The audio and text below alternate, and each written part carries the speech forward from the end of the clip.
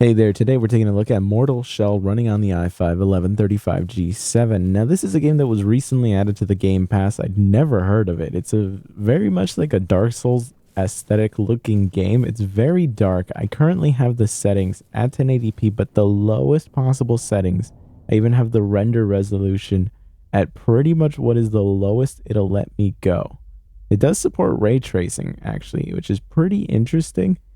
But again, resolution scaling set to 30%. You know, I have ray tracing enabled on this GPU, so we're not even going to be trying that. But I do kind of want to try that out later. But you'll see just going through, looking through this map, everything looks pretty bad. The quality of everything is pretty terrible. I mean, 30% render resolution is very, very low.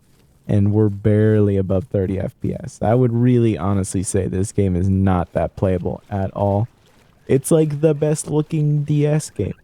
That's like the only way to really describe this. It's like if this was on the DS, I'd be blown away.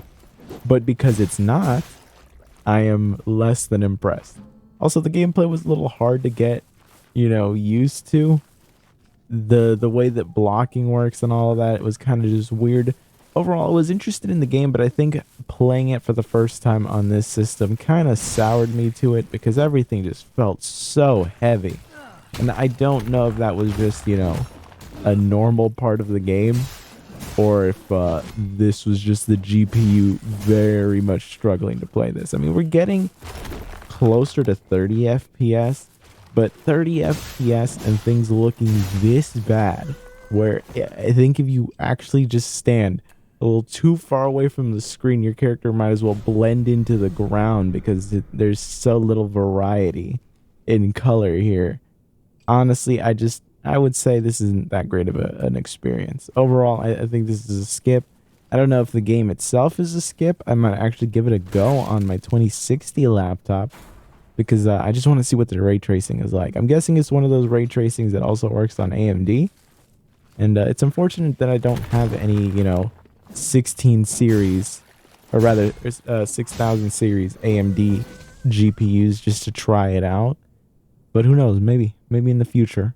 But overall, I'd say this game, complete skip. Even on the Game Pass where it's free, it's not worth the effort of downloading this. You're not really going to have a fun time with this. I certainly did it, and I don't really think it's the game's fault as much as the fact that it's really performing extremely badly. You really want to play this game, you can do it. You'll be a 30 FPS Andy, but at least for me personally, playing through this, everything felt so sluggish. Those frame times were so brutal that I just could not do it. Anyways, that's it for me. Be sure to subscribe if you're not subscribed so we can see what other games this chip can actually run. Be sure to check out the affiliate links down below if you'd like to support the channel. I appreciate you guys so much. I will see you guys next time.